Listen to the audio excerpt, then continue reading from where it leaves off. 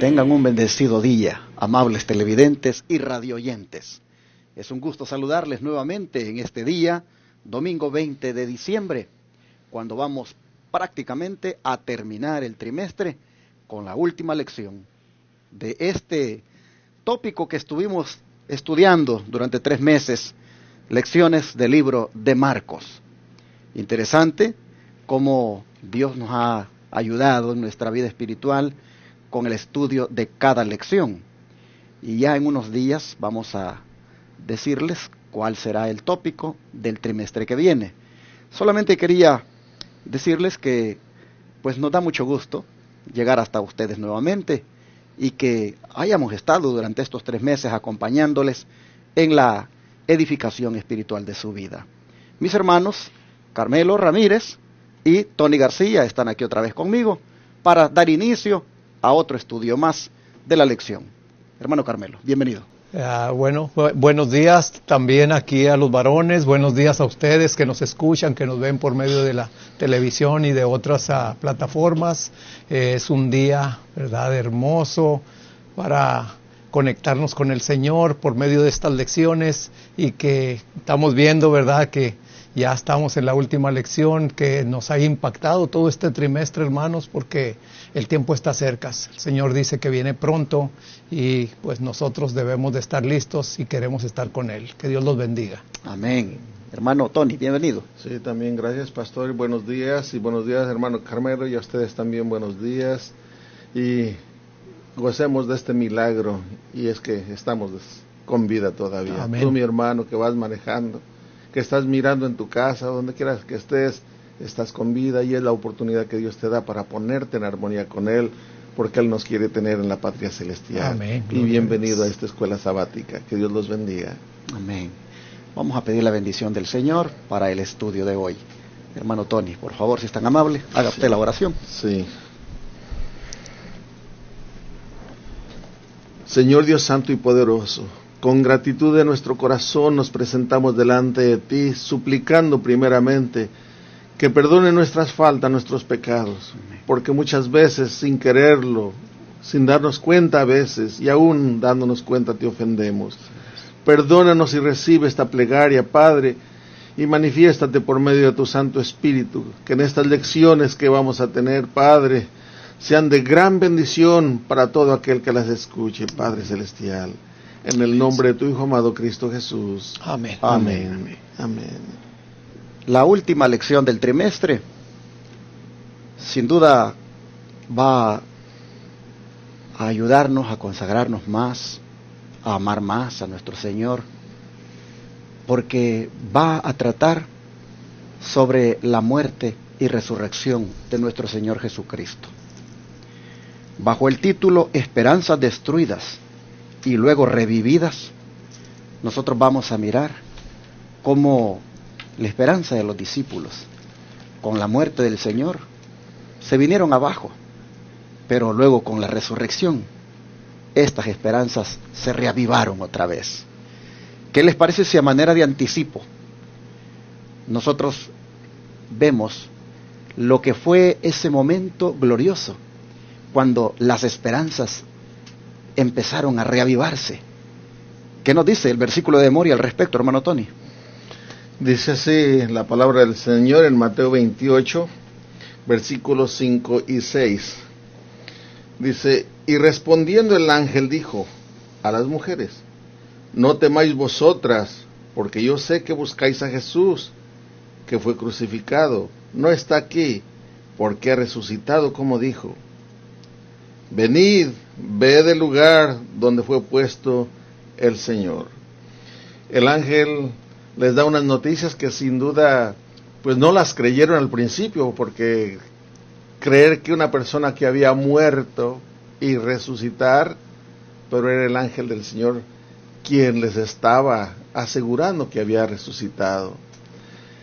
Y antes de continuar, yo quisiera mencionar acerca de esperanzas destruidas y luego revividas, porque ese es el tema, la muerte del Señor Jesús y su resurrección.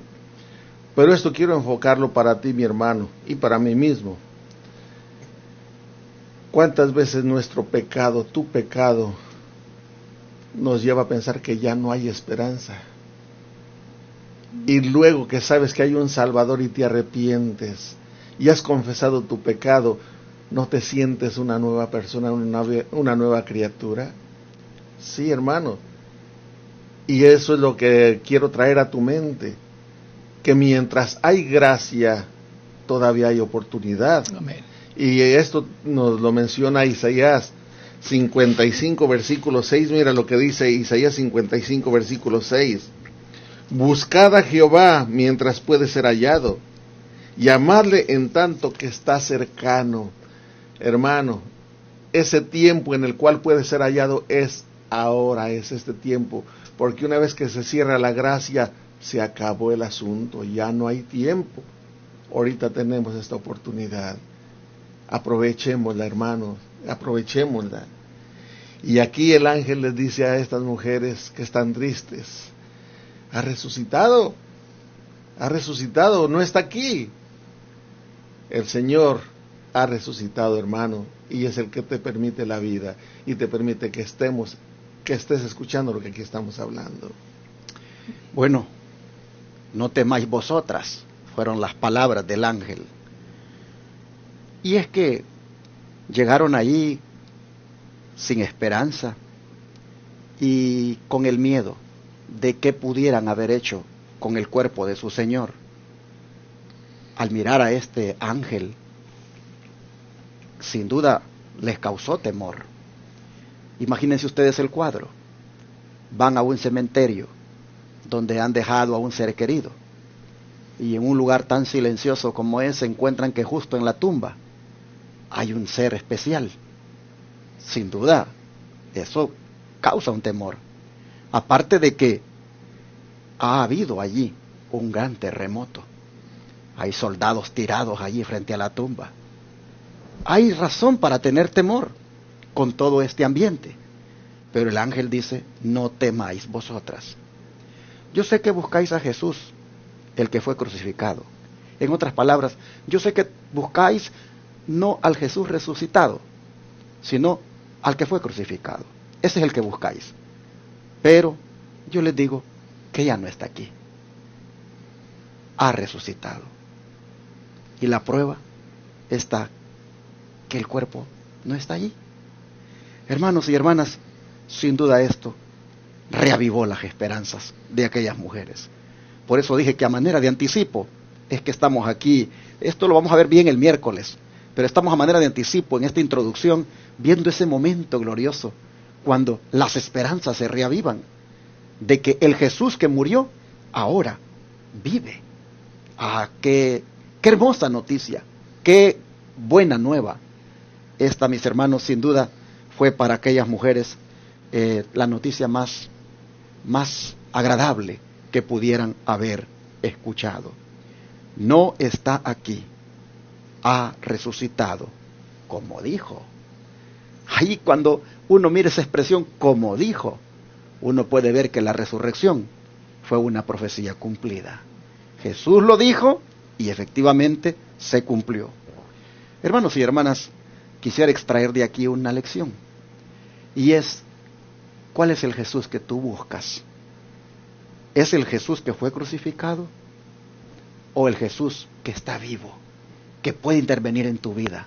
El Jesús que puede hoy en día también obrar grandes maravillas a tu favor. ¿Cuál es el Jesús que tú buscas? Su servidor, pues, nació en el catolicismo y creció, y allí me enseñaron siempre a buscar el Jesús crucificado. Y en épocas como la Semana Santa, que le llaman, yo me consternaba, me compungía, mirando aquel cuadro de aquella imagen ensangrentada. Y siempre viví con ese pensamiento del Jesús que fue crucificado. Pero cuando por la gracia de Dios conocí el mensaje como debe ser, hermanos, ahora me gozo con el Cristo que vive y permanece para siempre. Amén. De esta manera, entonces, también encuentro una grande esperanza en esta gran noticia. Hermano Carmelo, como el don de profecía, en la nota que sigue, también nos dice la sierva del Señor que debería esto, pues, ayudarnos y cómo también las palabras que le fueron dichas a estas mujeres deberían a nosotros incentivarnos. Bueno, aquí vamos a ver en el deseado de todas las gentes, página 737, la sierva del Señor dice: no lloréis como los que están sin esperanza ni ayuda. Jesús vive y porque vive, viviremos también. Brote de los corazones agradecidos y de los labios tocados por el fuego santo el alegre canto: Cristo ha resucitado, vive para interceder por nosotros. Aceptad esta esperanza y dará firmeza al alma como un ancla segura y probada.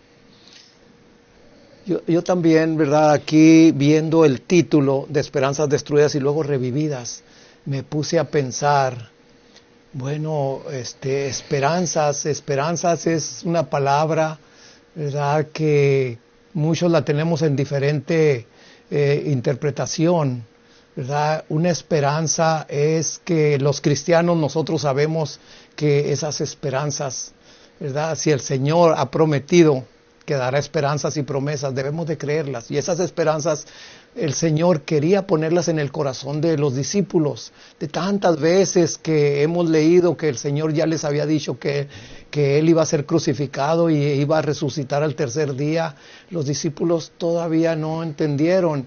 Igual nosotros también podemos estar viviendo en una manera, hermanos, en que sabemos que el Señor viene, pero nuestra manera de vivir no está dando esa evidencia, ¿verdad?, de que creemos en esa esperanza de que el Señor viene pronto.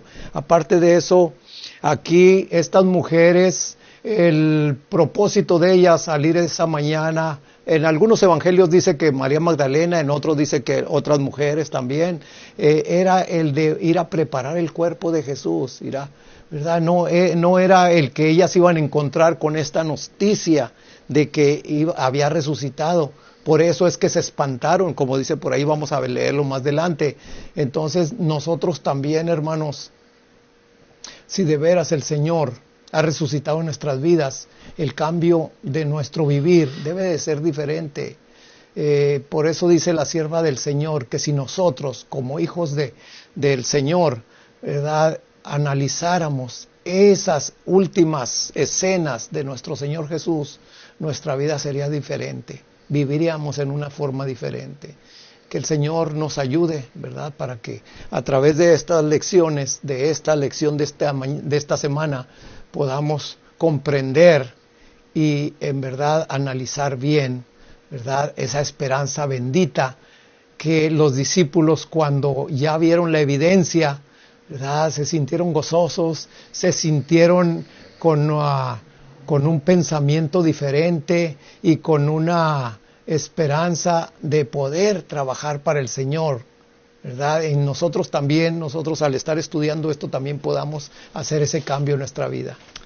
Bueno, de esta manera entonces nosotros vemos que se pone interesante, ¿verdad?, este anticipo, porque ya vamos a retroceder en el tiempo, pero aquí mi hermano Tony quiere agregar algo. Sí, es que usted hizo una pregunta, pastor, que yo creo que no solo yo nos quedamos con esto, y usted hizo la pregunta: ¿a cuál es el Jesús que tú buscas?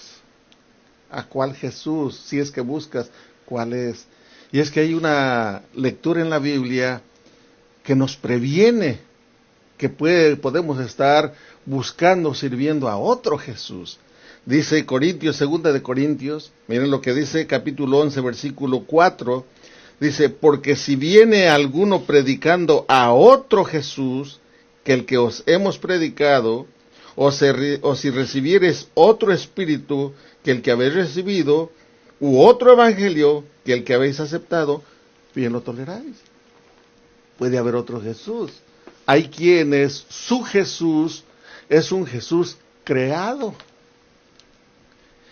Otros tienen un Jesús que lo pueden bajar del cielo a la hora que quiera y meterlo en un panecito que se llama hostia. Ese es el Jesús de ellos, que no es el bíblico.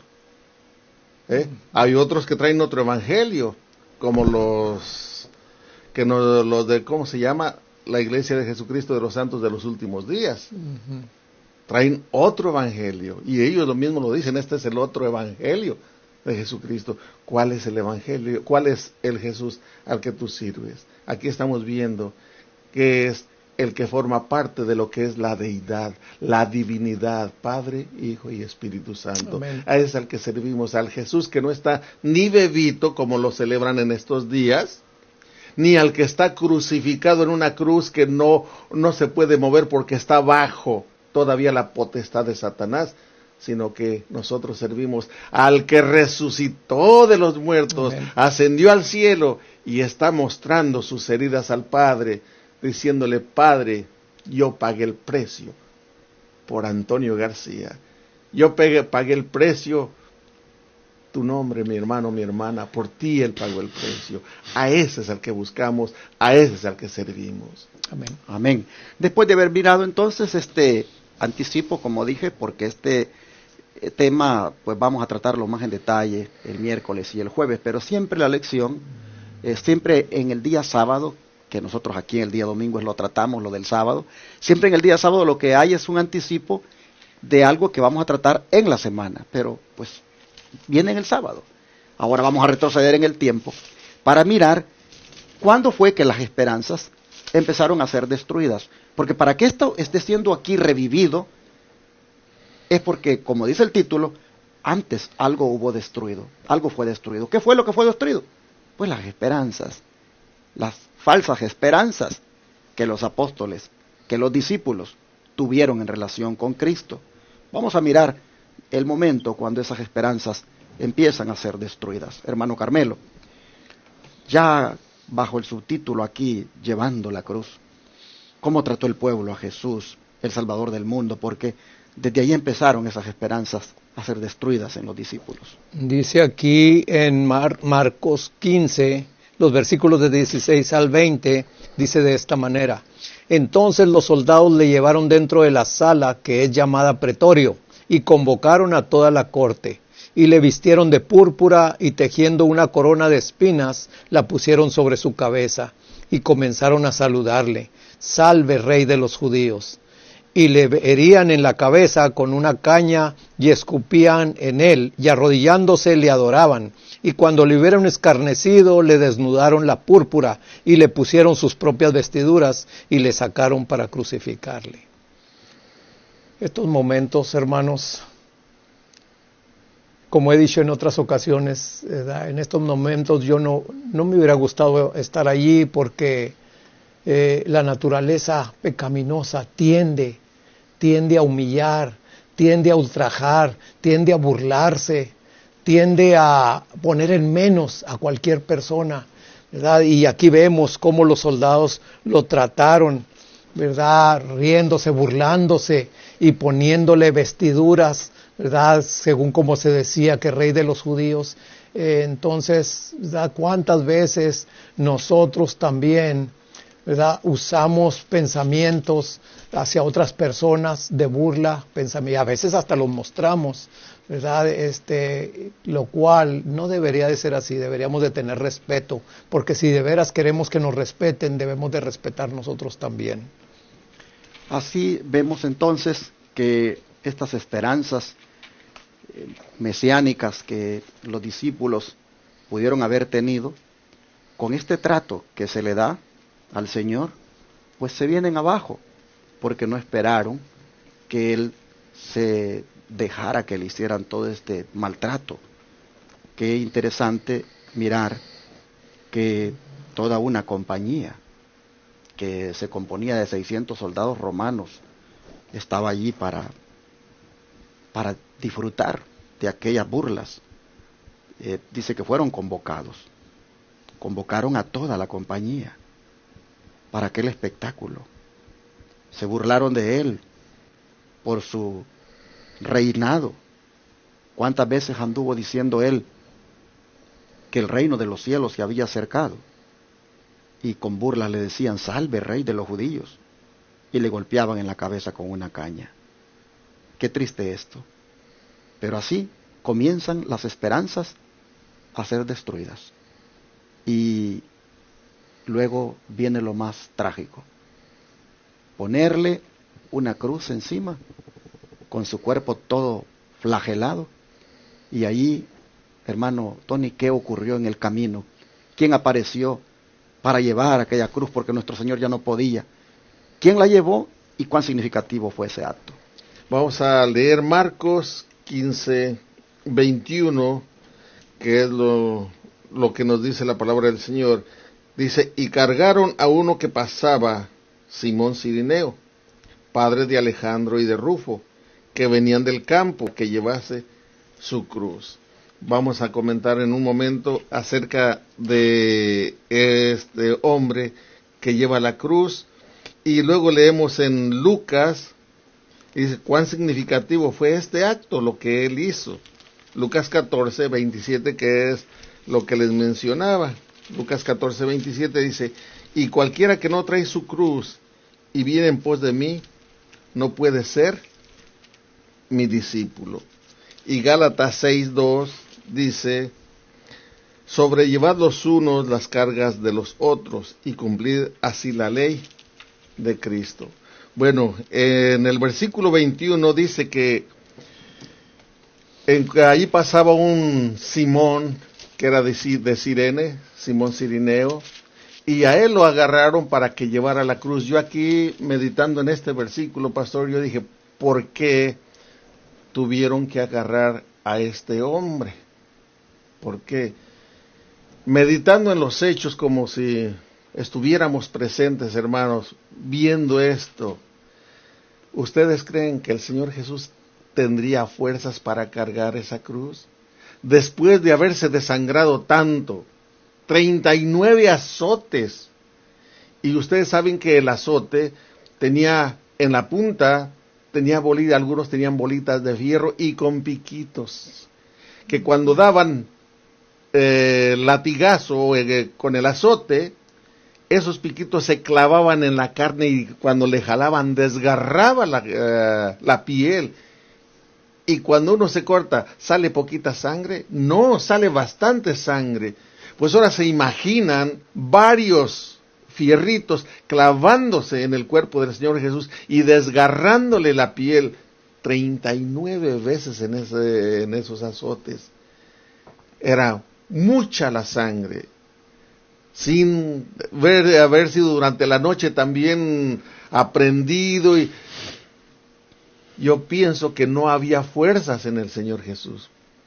Por eso, como él no podía cargar la cruz, y nadie iba a agarrar la cruz, pasa Simón y lo obligan a cargar la cruz, pero eso iba a ser un bien para Simón.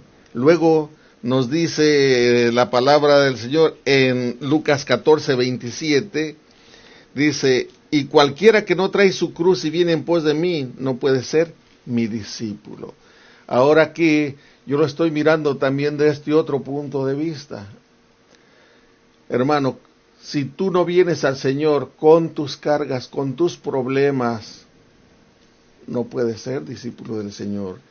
No hay excusa. Estás algo enfermo, pues aún allí al que llega a visitarte, tú le puedes decir, Cristo murió por ti, prepárate.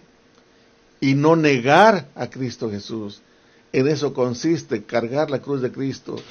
Estar siempre positivo sabiendo que tenemos a ese Jesús que nos quiere llevar a la patria celestial. Venimos con nuestras dolencias, con nuestros dolores, con nuestros problemas, pero estamos al frente siempre, llevando nuestra cruz, pero siempre siguiendo a Cristo Jesús.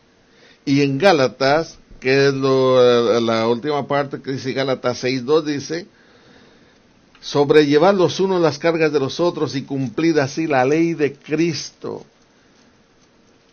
Cristo Jesús cumplió todo lo que estaba en la ley, hermano. Todo lo escrito de Él lo cumplió. Queriendo esto quiere decir que Él obedeció todo lo que Él vino a hacer. Lo hizo, lo cumplió al pie de la letra. Así también nosotros, es la ley del Señor que ayudemos a aquel que está en necesidad, cualquiera que sea, y nosotros podemos ayudarle. Es nuestro deber, es una ley que se le llama aquí, la ley de Cristo, que debemos de ayudarnos unos a los otros, hermano. Esto es lo que yo entiendo de la palabra. Interesante comentario de nuestro hermano Tony. No sé si el hermano Carmelo quiere también aportar algo. Claro, verdad, como todo lo que estuvo, el sufrimiento que tuvo, diciendo el hermano Tony, por lo cual él no podía llevar la cruz. Yo aumento un poquito más. Fíjense que desde que él fue al Getsemaní, él lo mental, verdad, la oración que él tenía con el Padre, era un esfuerzo, porque decía allí que gotas, ¿verdad?, de sudor, pero eran gotas como de sangre las que le estaban llegando. Entonces era tanta la agonía que él estaba padeciendo mental, todavía aunada, ¿verdad?, todavía con la agonía corporal que él había recibido, hermanos. Es una cosa, una carga muy difícil, más que todo, y una cruz tan pesada que él cayó 2 veces. Fíjense lo que dice acá en el deseado de toda la gente, es un poquito que les voy a agregar. En el capítulo 78 y la página 700, dice que no era el dolor de la ignominia de la cruz la que le causaba agonía inefable. Cristo era el príncipe de los dolientes, pero su sufrimiento provenía del sentimiento de la malignidad del pecado, del conocimiento de que por la familiaridad con el mal, el hombre se había vuelto ciego a su enormidad. Cristo vio cuán terrible es el dominio del pecado sobre el corazón humano y cuán pocos estarían dispuestos a desligarse de su poder. Sabía que sin la ayuda de Dios la humanidad tendría que perecer, y vio las multitudes perecer teniendo a su alcance ayuda abundante.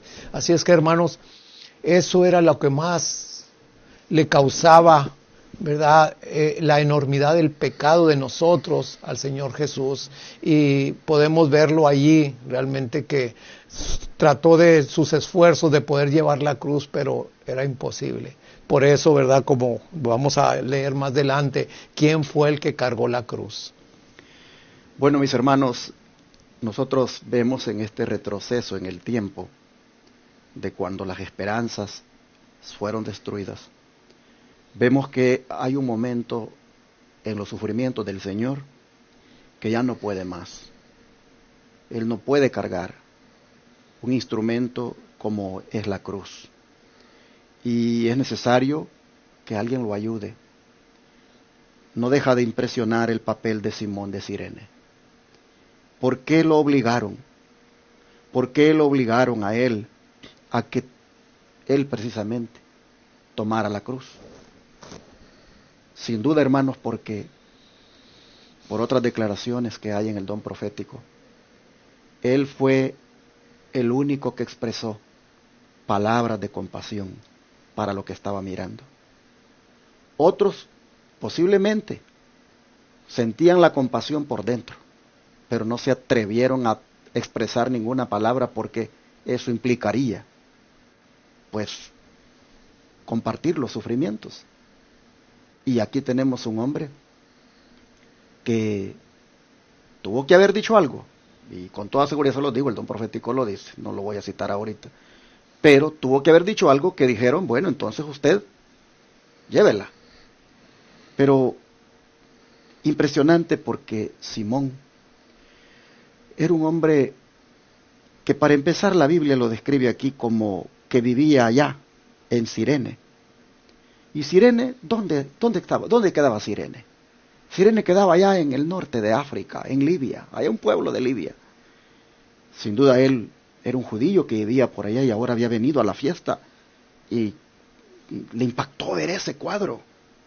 Así nosotros vemos que Simón viene, mis hermanos, a hacer un acto de tan grande significado como es el que nosotros también debemos hacer, el llevar también la cruz de nuestro Señor. Este hombre, Simón de Cirene, participó en cierta manera, aunque sea en un nivel más liviano, de los sufrimientos del Señor, al llevar esa cruz. Cuando Jesús nos dice a nosotros, lleven su cruz ustedes también, ¿qué nos está diciendo, hermanos? Compartan ustedes también conmigo mis sufrimientos.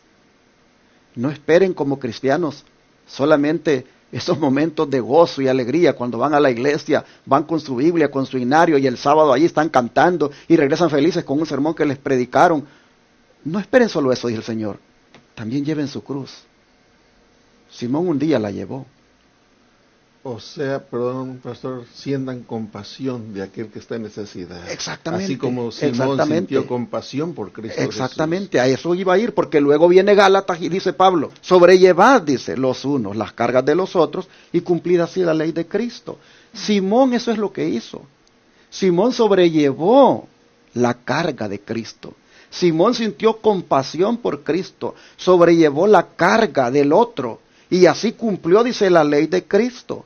Cuando el Señor dice, hagan lo mismo que Simón hizo, sobrelleven ustedes también la carga del otro, lleven la cruz ustedes también.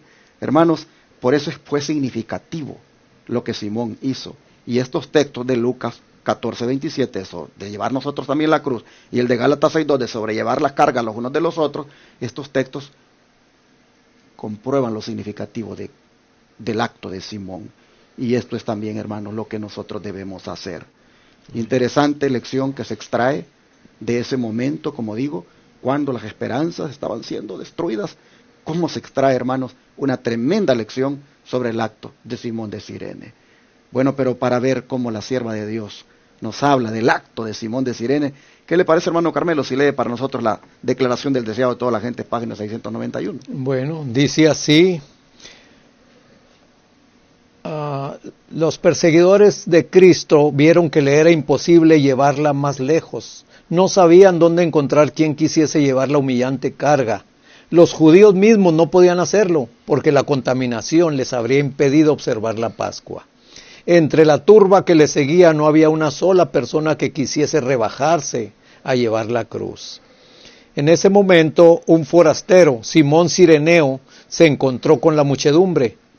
Oyó las burlas y palabras soeces de la turba, se detuvo asombrado ante la escena, y como expresara su compasión, se apoderaron de él y colocaron la cruz sobre sus hombros. Simón había oído hablar de Jesús, sus hijos creían en el Salvador, pero él no era discípulo. Resultó una bendición para él llevar la cruz al Calvario, y desde entonces estuvo siempre agradecido por esta providencia. Ella le indujo a tomar sobre sí la cruz de Cristo por su propia voluntad y a estar siempre alegremente bajo su carga. Este hombre no sabía, ¿verdad?, cuán significativo iba a ser, como lo estamos nosotros en este tiempo ya leyendo en la palabra, ¿verdad?, el de llevar la cruz de Cristo. ¿Verdad? Hermano, hermana, muchas veces nosotros rehuimos el considerar a otras personas en una necesidad, ¿verdad? Y la pasamos por alto. O como dije en una ocasión, ¿verdad? Aquí dice que los judíos mismos, ¿verdad?, ellos no podían hacerlo porque se iban a contaminar y no iban a poder, ¿verdad?, celebrar la Pascua. Así como yo les dije en una ocasión, hermanos, yo en una ocasión iba por el freeway, miré una persona, ¿verdad?, ya grande de edad, y tenía un problema con su carro, ¿verdad?, se le había ponchado, se le había fleteado una llanta, y pues yo nomás miré y me pasé porque iba tarde, iba para la iglesia. Entonces, ¿verdad?, pues ya después me puse a pensar, bueno, digo, si yo soy cristiano, ¿verdad?, y aunque yo vaya para la iglesia, pues es mi deber, como el buen samaritano, que también él iba de pasada y vio una necesidad por ahí, ¿verdad?, eso era, y nomás por eso me devolví, hermanos, ya alguien más le estaba ayudando. Qué cosa que podría haber sido yo, ¿verdad?, el que podía haber estado allí. Pero yo lo mismo como los judíos, no, voy a llegar tarde a la iglesia, ¿verdad?, y esa acción, ¿verdad?, pues realmente es rehuir la cruz de Cristo, porque vemos aquí que este hombre nunca se imaginó, ¿verdad?, el acto que él iba a hacer y que iba a quedar plasmado aquí en las páginas de la palabra del Señor. Así es que, hermanos, pues no rehuyamos la cruz de Cristo. Muchas veces tenemos familiar, ¿verdad?, que depende de nosotros, y a veces nos quejamos, decimos, ay Señor, ¿por qué tengo yo que cargar con esta cruz? Pero, hermanos, el Señor mismo te dice en su palabra que la carga, que la cruz de Él es ligera, ¿verdad? Y que su yugo es fácil de llevar. Si nosotros ponemos, ¿verdad?, a esa cruz, ¿verdad?, de que en las manos del Señor, Él nos va a hacer más ligera nuestra carga con nuestro prójimo, y lo vamos a hacer con amor, lo vamos a hacer porque amamos tanto al Señor como amamos a la persona que es nuestro familiar. Solamente terminemos aquí diciendo, hermanos, que seamos nosotros igual que Simón de aquí en adelante. Sobrellevemos la carga los unos de los otros. Ayudemos al que está en necesidad. Amén. Busquemos, mis hermanos, suplir la necesidad de otro en la medida en que podamos. De alguna manera, Simón nos muestra cómo se cumple la ley de Cristo. Y él, con esa compasión que manifestó, aquí ustedes vieron que efectivamente lo que decía su servidor está comprobado con el don profético. Dice que se detuvo asombrado ante la escena, y como expresara su compasión, se apoderaron de él y colocaron la cruz sobre sus hombros.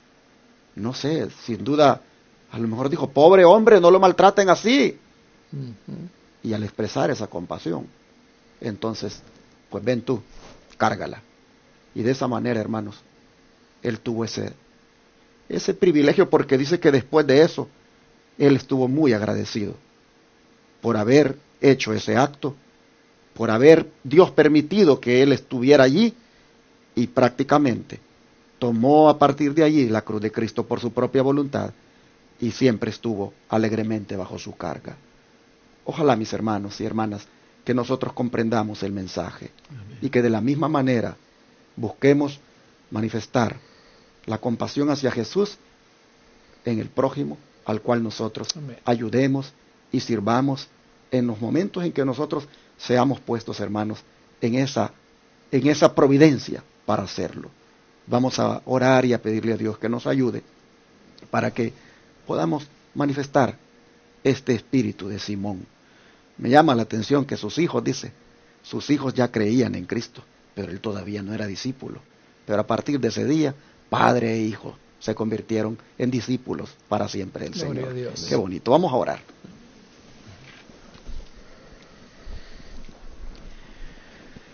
Gracias, Señor, porque podemos ver que las esperanzas, aunque fueron destruidas con estas escenas, con estas manifestaciones, Señor, de injusticia que te hicieron a ti allá en Palestina, las esperanzas, Señor, que tenían los discípulos en ti con esto, Padre, con esta injusticia, con este maltrato que sufriste, Señor, pues se venían abajo. Padre, pero en medio de todo eso, nosotros vemos que aparecía alguien que nos iba a dar un tremendo mensaje, una tremenda lección para nosotros. Sí. Y es el caso de Simón de Cirene. Señor, nosotros te rogamos que de alguna manera también seamos personas compasivas, sí, personas que manifiestan compasión, que no solo le expresan también, sino que sobrellevan las cargas de los otros.